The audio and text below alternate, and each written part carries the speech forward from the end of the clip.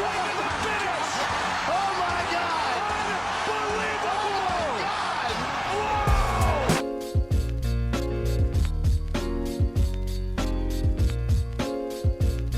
I think if anyone had the same Snoop Dogg promoting their fight after coming off the Contender Series, I think anyone could have become a superstar like that overnight, because it's hype. It's hype, especially when you're going out there and you're fighting other guys that should not be in the cage with you. It's easy to stack up the resume and get these highlights. I mean, I'm finishing guys in the top 10, top 15. There's a significant difference in doing that against caliber opponents versus guys who just aren't in the show anymore. There's a reason why they're not in the show anymore. I'm not saying that they can't get back, but I'm just calling the facts how it is. The it factor, I don't know what it is. I don't get it. I mean, he has a flashy style in the sense of he gets knockouts, but the guys he's knocking out, I mean, for the casual fan, that's cool.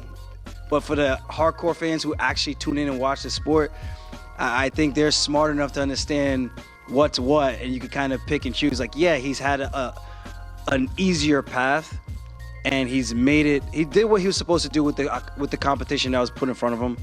But let's not make any mistakes about it. Like, you put that against a lot of these other guys, and they're going to do the same thing. They're going to highlight them. Petr Yan's going to highlight them. Corey Sandhagen's going to highlight them. Song Yadong's going to highlight them. Merab's going to highlight them. I'm going to highlight them. So what are we talking about? So give me those opportunities. My third UFC fight, I fought a ranked opponent who's ranked 6th in the world. I have not gone back since. So I think that speaks volumes in itself, and that's what gives me the confidence coming into Saturday night at UFC 292, and I can't wait to go out there and just smash the teacher's pet hype machine and go on with my day. And then I could start to really promote my Funk Harbor, and I got a bottle for Dana too, so it's gonna be a good time.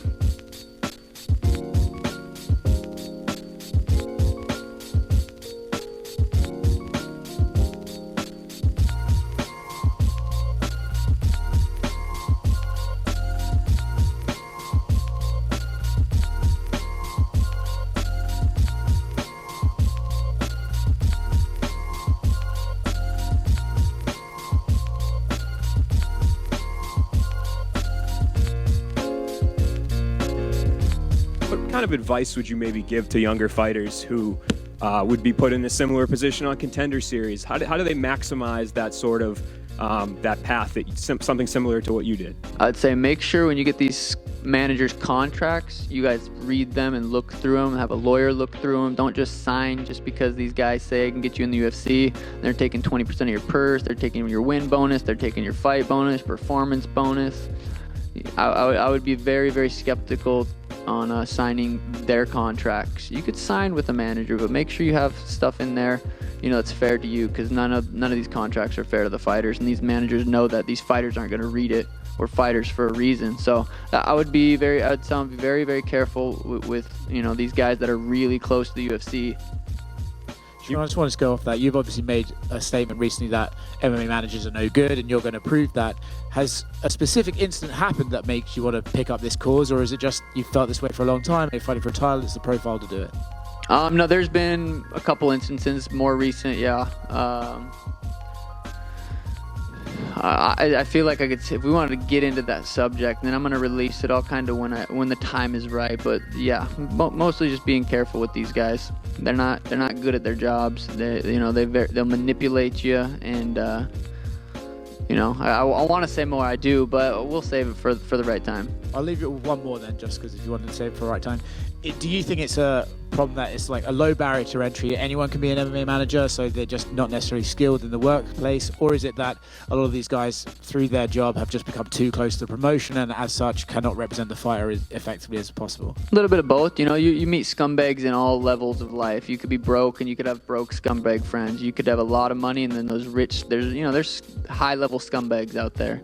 And they're good at being scumbags. They're good at that.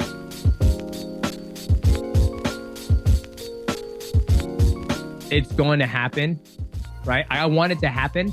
It's just finding the right way to navigate it. And yeah.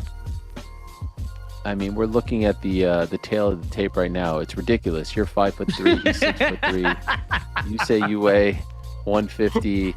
He's like 260 something. It's absolutely absurd. Although I would bet my entire life savings on you in whatever. Don't do that. Don't do that. Don't do that. Why? You put it in the S&P 500 and you'll make, because anything can happen. You know, he can spirit talk to me. I blow my rib. There's no chance. The biggest thing about this whole logistics is proving that just because you're big doesn't mean you can beat somebody who's smaller. Yes, if I wasn't a trained athlete, then yeah, he would absolutely destroy me. But I've been spending the last 20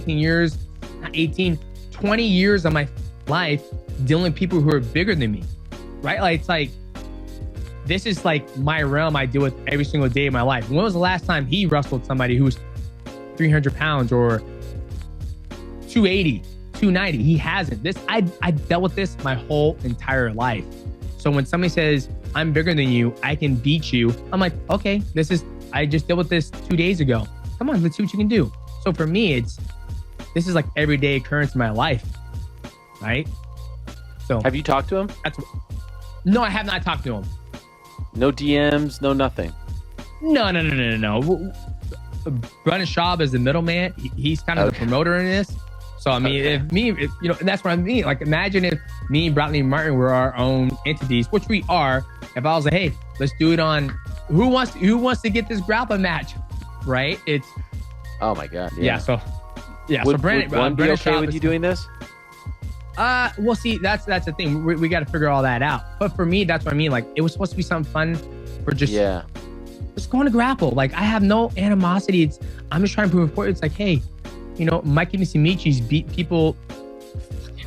I saw a tournament where he did it he fought a guy who was like 300 plus pounds and he rolled him up. He beat him, right? Because it's grappling, right? So we'll see. Like, it's going to happen regardless if I want it. It was supposed to happen and just be fun. Now it turns into like a business opportunity where it's like, I never wanted it to be a business opportunity. I wanted to just go out there and prove that smaller people who are trained and athletic can beat somebody who's 260 and lift weights. That's all it was supposed to be. Now you got every mom trying to tune into it. And so you do think though that it is going to happen? I don't know. You just said it's going to happen. Yeah, it's going to happen regardless if it's under any promotion. Like, it does. I'm not looking to gain anything out of this. I'd rather it just be me going down there and grappling him and creating content and then jumping on this podcast. I'm like, yeah, dude, like, you're 260. I'm sure with some training. Or I might get down there and he might just play on me the whole time. Then I'm like, well, I can't move your big ass weight. Like, I'm just going down there to show something. It was never supposed to be what it is today. Like, when it happened, I was like, hey, I'll come down there and grapple you. Like, I have no problem with that. I have no ego. Like, I'll come down there and grapple you, see what you can do, and then go from there.